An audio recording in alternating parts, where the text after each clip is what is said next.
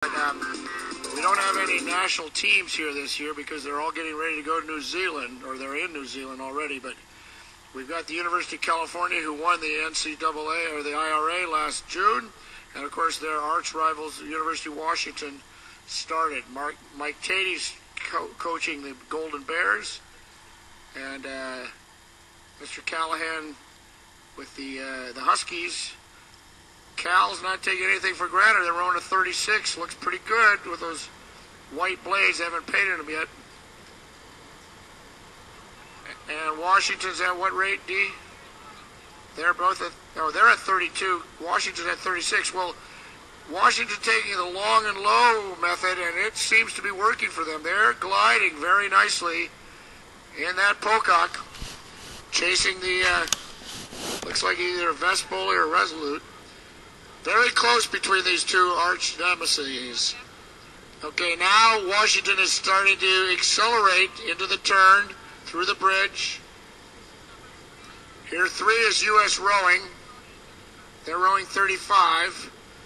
This is not the team that will be going to New Zealand as far as I know. Starboard stroked. And I believe like they might be in a Canadian boat. Driving very hard with the coxswain. Big gap here. Pink is brown. Breast cancer awareness color. What are they rowing? 35? 35 in a Resolute. And here comes the first gold medalist on under 23 from the Deutsche Ruderverband. This is Germany's gold medal under 23 crew from this summer. Let's give them a big welcome. Uberales. They're looking good at 33. See that quickness around the front end? Legs go right down, lift the boat, and they're rowing, of course, in a German Empacher. Now we got a big gap, and it looks like Northeastern, who has been training all fall in these bright green shirts, very safety conscious of their coach, John Pajetnik. It looks like their coxswain is being told by the stroke we got to give way because somebody else is moving on them. And that number 8 crew is from Rotterdam, from the Netherlands. They are the rowing club of Erasmus University in Rotterdam, and they've been the best student rowing club in the Netherlands for the last 5 years. And they are moving on our Huskies. And here comes, wait a minute, who's who? No, that's Yale. That's Yale on the far side. That's 8. Yale, statement by Steve Gladstone's first race here. They are moving on Northeastern. They have moved through the Rotterdam crew. So that's Yale on the kind of on the middle now. Northeastern's got him on the turn, but Yale rowing very strongly. And now the Rotterdam crew with the white blades is leaving the arch. So that was a little bit of a mistake on our part here, but we were watching for that Yale crew, see how they looked. Here comes another brown men's crew, number 9. And right behind that is Navy with the blue and gold oars, and they're coming on strong. Navy's at 34. Navy always very strong here at the head of the Charles. 15 is Harvard in the Empacher, also wanting to make a statement today. 12 on the buoys is Penn AC. This is a hybrid boat. And they're passing the Brown alumni crew. See, this is where the speed starts to show up here in this last turn. People can sustain it into the 2.5 mile mark. They know, okay, the finish line, we're heading for the barn boys. Let's go. Cornell, big red, having a nice row as well. Not in that cluster. They may actually do well by that because they'll get cleaner water.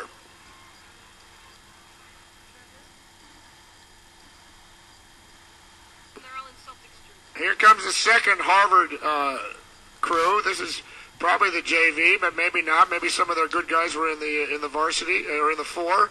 This is Harvard University's second 8. The Terriers. The Terriers are coached by Tom Borer.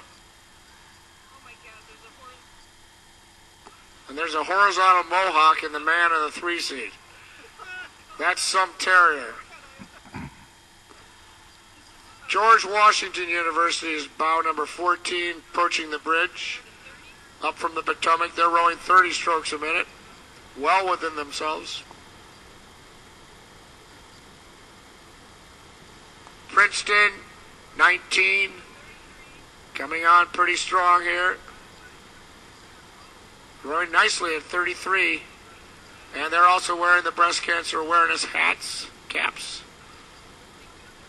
Up to a 34 as they go by us.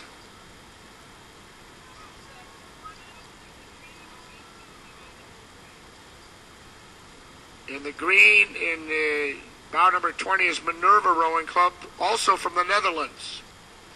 Rowing with the Northeastern Blades, but that's just because they're borrowing equipment from their host. And they are passing UPenn, Pennsylvania. Very efficient, those Netherlanders.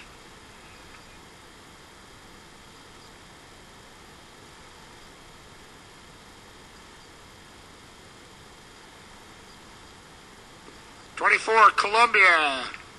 The Lions up from Manhattan in the powder blue. And they're being followed by the College of Holy Cross, the Crusaders. And that comes Georgetown, the Hoyas, trying to put the move on Holy Cross. Georgetown's at 32. 22 is MIT, the Engineers, up from the basin, coached by Tony Kilbridge, in the red Resolute. Looking very neat, very neat. Very precise engineering. Another type of Mohawk in the bow.